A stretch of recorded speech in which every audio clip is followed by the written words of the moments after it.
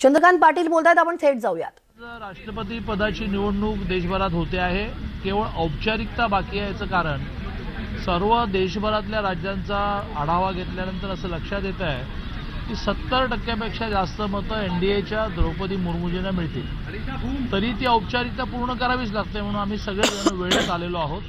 आणि आता 10 वाजता मतदान सुरू झाल्या भारतीय जनता पार्टी शिवसेनेच्या सगळ्या आमदारांचं मतदान होईल आणि 70%पेक्षा जास्त मतं मिळून एनडीएच्या उमेदवार द्रौपदी मुर्मूजी विजयी होतील। दादा, मात्र 70% तुम्ही म्हणतायत की मतदान होईल, मात्र महाराष्ट्रातून सगळ्यात जास्त मतदानाचा प्रयत्न केला जातो। विश्वासाचा ठराव असेल या राज्यसभेची निवडणूक असेल, विधान परिषद असेल, त्यापेक्षा मतं जास्त मिळतील का, असा विश्वास आहे का?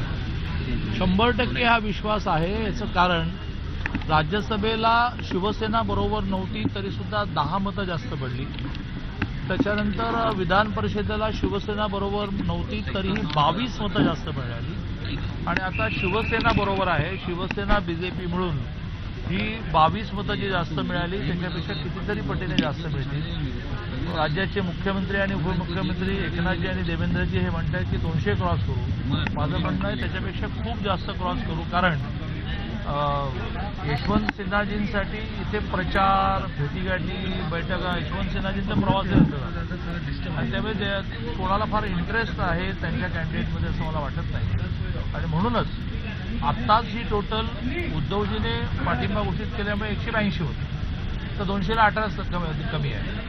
आणि मी तो जो राज्यसभा विधान परिषद इतिहास सांगितला तो रिपीट होणार आहे आणि त्यामुळे 200 काय त्याच्यापेक्षा खूप जास्त। आता हिंदी राहिलेले अपक्ष पण सोबत येतील असं वाटतंय का? कारण की काही अपक्ष तर अगोदरच आले होते, मात्र बाकीचे जे काही राहिलेले अपक्ष ते सोबत येतील, त्यामुळे हा 200चा असा पार होईल की राष्ट्रवादी आणि काँग्रेसची मतं फुटतील। मी म्हटलं तसं जे कोणी मागच्या वेळेला विश्वासदर्शक ठराव आणि विधानसभा अध्यक्षाच्या निवडणुकीला नव्हते ते सुद्धा गुप्त मतदान असल्यामुळे स्वतःच्या सत्सद विवेकबुद्धीला स्मरून देशाच्या स्वातंत्र्यानंतर पहिल्यांदा आदिवासी महिला, आदिवासी सुशिक्षित महिला, आदिवासी राजकारणामधलं प्रशासनातला अनुभव असणारी महिला राष्ट्रपती होणार असल्यामुळे स्वतःच्या सत्सद विवेकबुद्धीला स्मरून उरली सुरली मतं सुद्धा एनडीएला पडतील असं मला विश्वास है।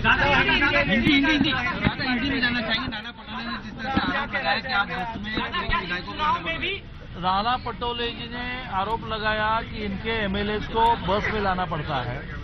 भारतीय जनता पार्टी अपनी पार्टी एक फैमिली मानती है, परिवार मानती है।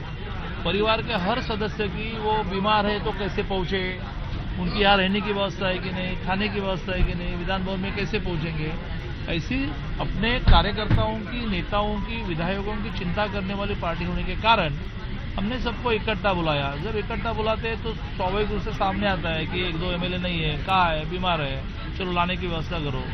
तो उनको अपने पार्टी में ऐसे परिवार के रूप में एक दूसरे की पूछताछ करने की, व्यवस्था करने की आदत नहीं है, इसलिए उनको ऐसा लगता है।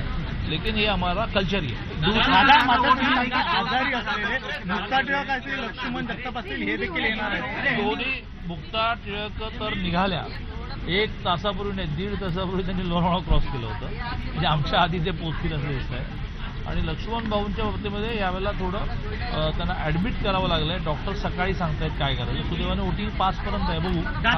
200 से ज़्यादा वोट मिलेंगे, 200 से भी खूब भारी वोट मिलेंगे, क्योंकि अब ये टोटल नेचुरली 182 बनती है। अब इस 182 में सिर्फ 18 ही जोड़ने हैं, लेकिन